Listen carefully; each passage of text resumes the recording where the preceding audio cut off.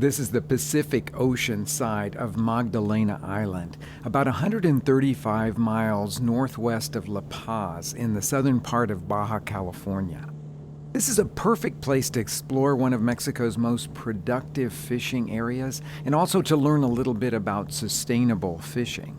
It's also a pretty great place to do some cooking too. I started my exploration of this famed Magdalena Bay in a boat with Jorge and Luis from REDTours. This is beautiful around here. This is the Magdalena Island, right? One side's Magdalena Bay, huge bay, huge bay. It almost looks like a sea in there. And now we're out onto the Pacific side of it here, where a lot of the lobsters are caught. So this is a very special area because it's maybe one of the most productive areas, the full Magdalena Bay, in fisheries in Mexico. And that's because of its mangroves. Historically, this area has been has never been protected, Magdalena Bay.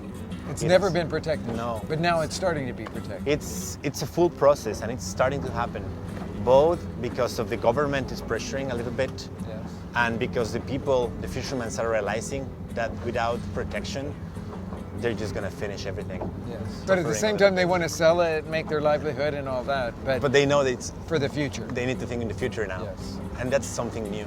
So they're bringing in biologists now into Magdalena to help people to determine what should the size be and how much should you fish. And make also, that's maybe the easy part. The most complex part is the social part. How can you tell someone that has been fishing in a certain way for many, many years and that needs to eat that same day, because that's what they do for a living, right, not to fish it, yes, and just to wait. So that's the social part is the more complex one. So it's little by little, all of this work is making progress. Lobster fishing is a huge part of the local economy here. Now, I've seen lobstering in Maine, and I was curious if the process differed much here. Plus, we were looking to cook some lobsters for dinner, so we thought we'd go right to the source. Not an experience you get every day. Jorge was just telling me about how common it is to find an octopus in the lobster traps. An octopus often uses the trap as a shelter and then will actually eat the lobster that's caught inside.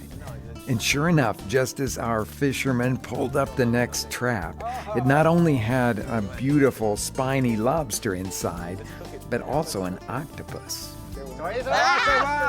An extremely slippery octopus. No, you got it. I took a look at the lobster myself and I thought it was probably of legal size. But when the fishermen made the measurement, as the new regulations require them to do, they discovered that it was just too small, so we had to put it back in the water.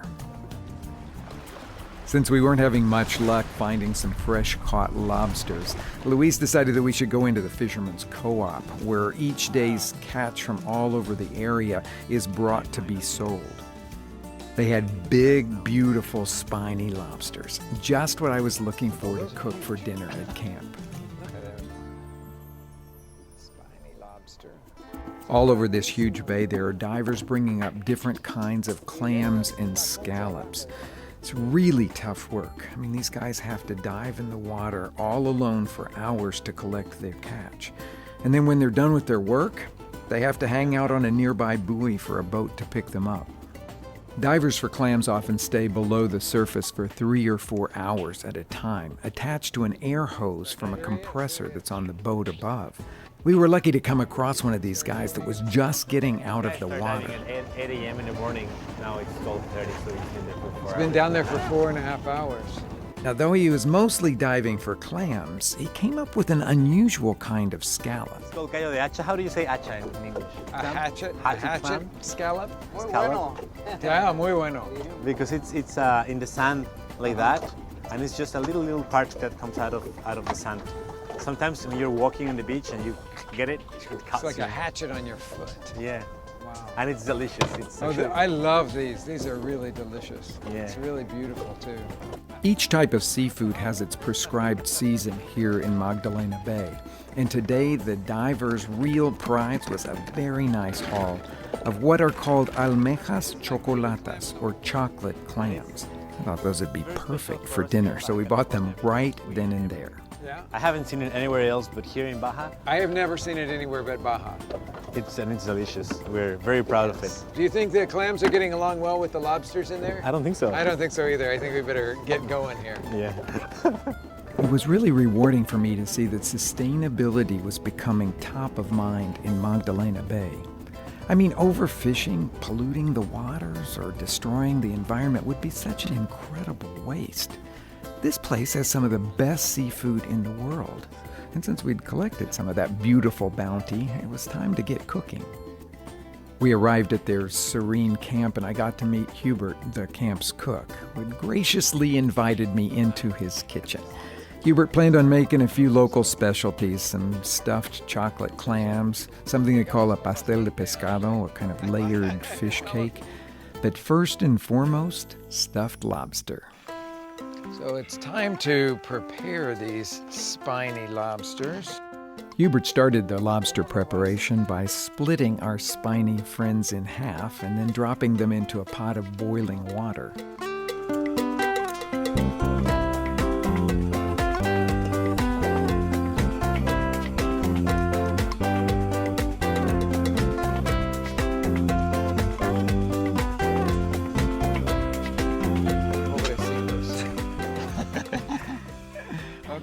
Then we diced up some tomatoes, onions, and poblanos to season the dish.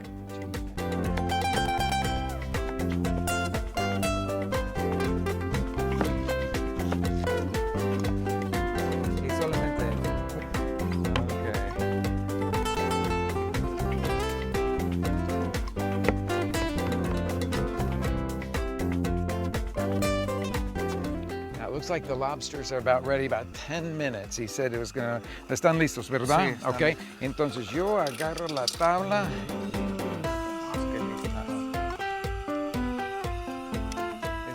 Boy, don't those lobsters look absolutely stunning coming out of the water.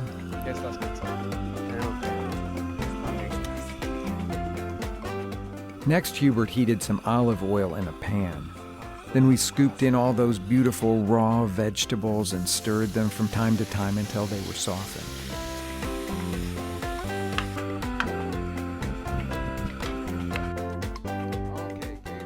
Then we removed the lobster meat from the shells and gave it a rough chop.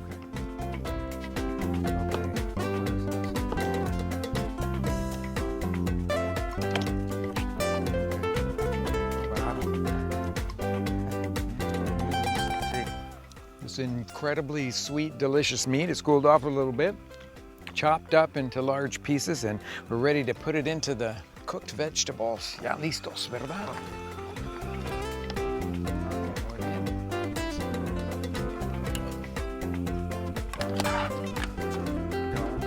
Once that was all combined, Hubert added some butter to melt over everything that was in the pan.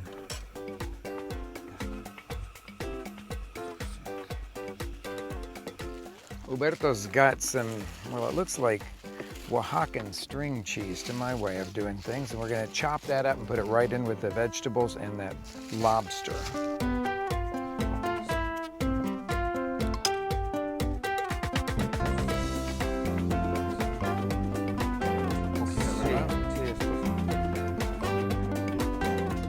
We fill the shells back up with that mixture of lobster meat and cooked vegetables and melted cheese.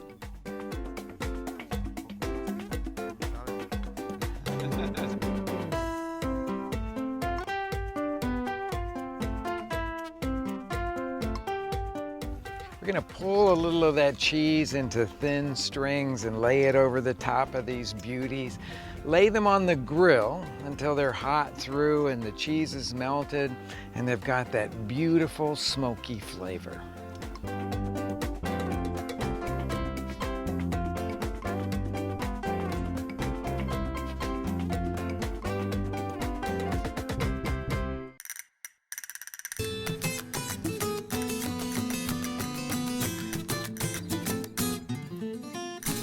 So clearly you can't go to every fishing village in the world to determine how that fish and shellfish has been harvested and whether the population is a healthy and abundant one.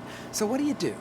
Well, there's a number of websites out there that will help lead you through all of those questions. My favorite one is the one from Monterey Bay Aquarium. It's called the Seafood Watch. Or if you've got a smartphone, you can actually download the app from Seafood Watch so you could take it with you to your local fish store or fish counter.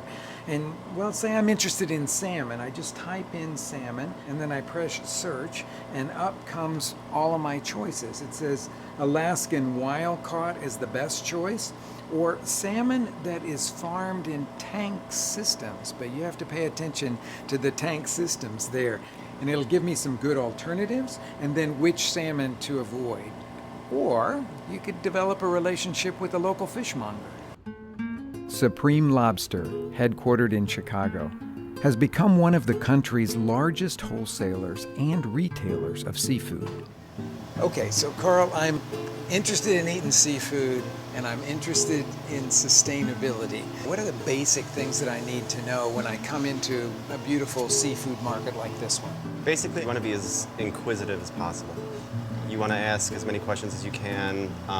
You want to ask where it was caught, when it was caught, obviously, kind of how it was caught. What are the best ways? Well, depending on the fishery and depending on where something's coming from, probably a trap net fishery is a great thing. Trap net, okay. Hand line fisheries are awesome. Hand line, okay. Trawling is probably not the best thing, right? No. Where they're just sweeping up everything, dragging, all of that sort of stuff. Chances are, if they could tell you that it was harvested from Cape Cod Bay and the captain's name and the vessel's name, Right. You're going to get a sustainably harvested fish, and it's going to show in the long run. You're going to have a piece of fish that's beautiful, glistening, 48 hours out of the water. Or even when it comes into farms, there are people that are doing incredible work in the world of sea farms, and they are taking progressive steps to make sure that they're taking care of the environment, and that's a farm name that you kind of want to shine a light on, Right. let's say, you know? Exactly.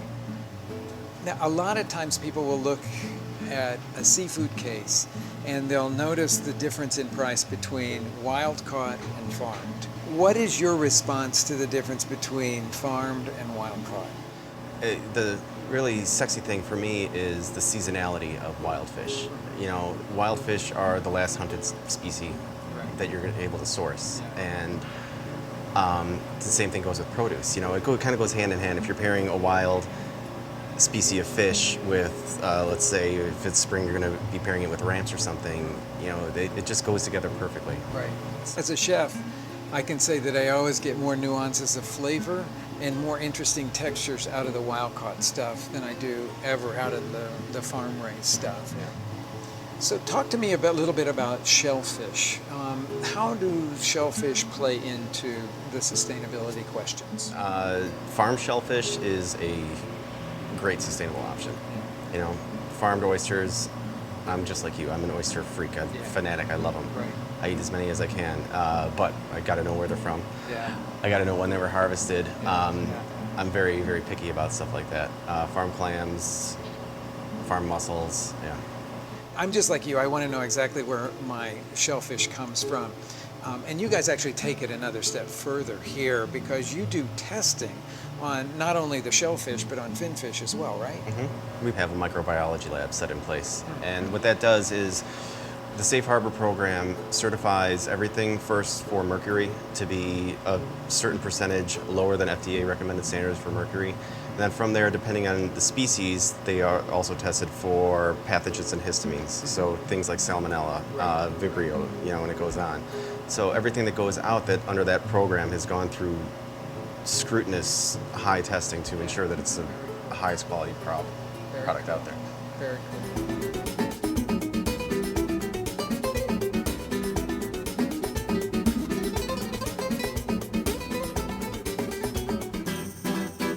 One of the most popular seafood dishes that we do at our restaurant is always anything made with scallops. Look at these beauties. They're dry packed scallops, my favorite, meaning that they're going to have the most intense, delicious, true scallop flavor of any kind of scallop that you could want. Now we're going to pair them with traditional Mexican flavors, but ones that are reminiscent of Baja. Tomatillos for tangy acidity, some white wine and olives because those are so classic Baja, and bacon because, well, bacon's good with practically anything, especially scallops. I'm going to start off making a tomatillo sauce with roasted tomatillos. I did them under this broiler here, about 5 or 6 minutes per side. And I'm going to scrape them into the blender jar along with all of their juices. And to that, I'm going to add a couple of serrano chilies that I roasted dry in a skillet over here. Pull the little tops off like that. Drop them right down into the blender. I'm going to put the top on it and pulse it a couple of times just to get the blending started. Then I'm going to add to it about a cup of white wine and those green olives that I promised you. They've been pitted and roughly chopped. Those will go in there. Top goes back on, and I'm going to blend it to a coarse puree.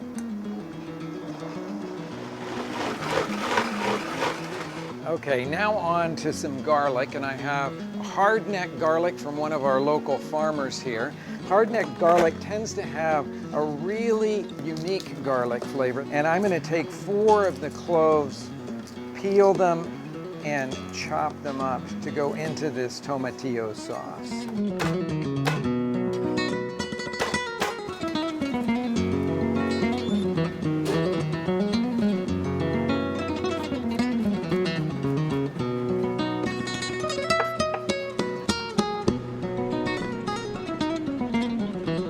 Some olive oil here that I'm going to use to film the bottom of a pot that I've heated over medium. I'm going to add the chopped garlic to the pan, and then I'm going to let that cook until it's really fragrant.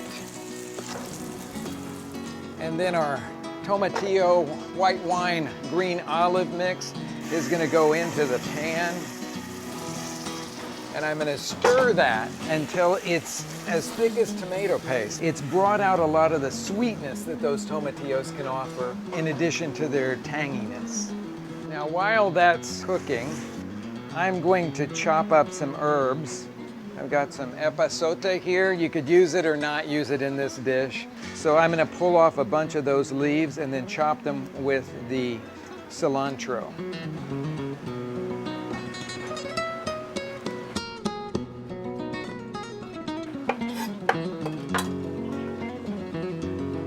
Chopped herbs and a little bit of stock. I'm using lobster stock because we have it available in our restaurant. You could use fish stock for this, you could use clam juice, you could use chicken stock. They'd all be very delicious. I'm going to give it just a little bit of salt to start off with. Not my final seasonings. I'll do that right before I serve it. We'll let this simmer now for about 15 minutes or so for all those flavors to come together. Now, instead of cooking the scallops in olive oil like I might do, I've decided to do it in bacon dripping. So I've chopped up some bacon and cooked that until it's crispy, taken that out. I'll use that as a garnish. Now I'm gonna sear the scallops in a cast iron pan, heavy cast iron pan that I've got solidly heated to medium.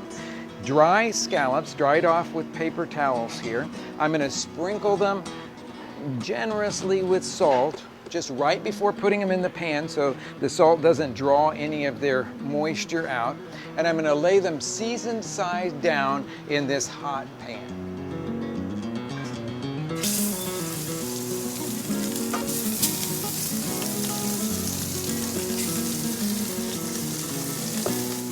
I'm going to give them another seasoning of salt on the unseasoned side, and we're going to let them cook until they are a deep, rich golden brown before we flip them over.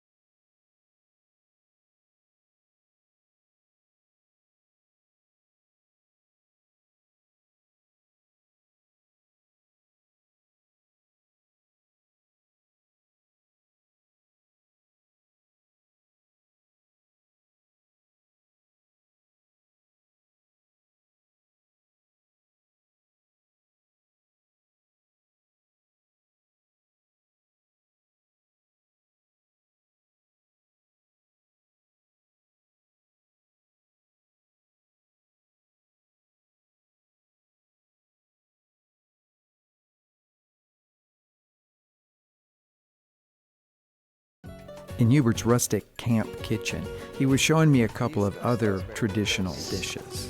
One of them used an old-fashioned Dutch oven to prepare the pastel de pescado. It layered together the local sea bass called cabrilla with some chopped vegetables and then let the whole thing cook slowly together.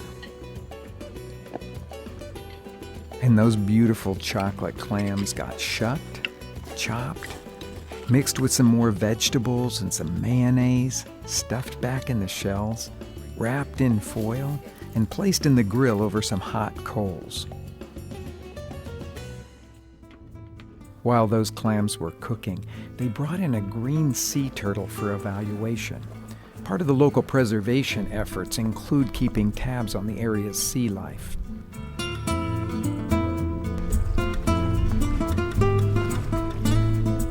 Sea turtle is an endangered species that has been in great danger for many years, and there's some species that are pretty much gone. We know they're gonna die, and some of them are increasingly thanks to these conservation efforts of the last 30 years. And this is part of a conservation Yeah, effort. totally.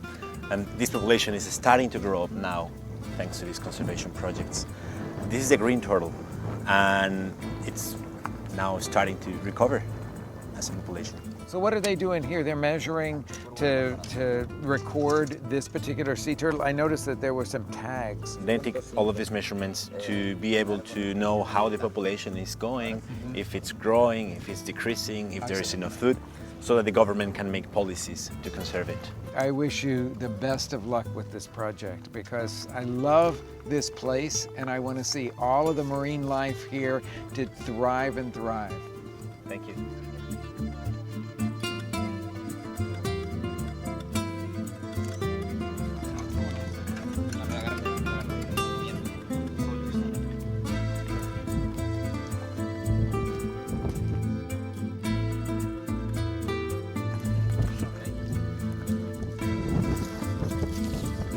Ah, muy contento. There she goes. Couldn't wait to get back in there, could she? What an amazing way to end our day. And we still had an incredible feast ahead of us. I think it's appropriate that we're having this huge feast because these are some of the most fertile waters in the world. It's definitely. And the place is beautiful. Well, of course that.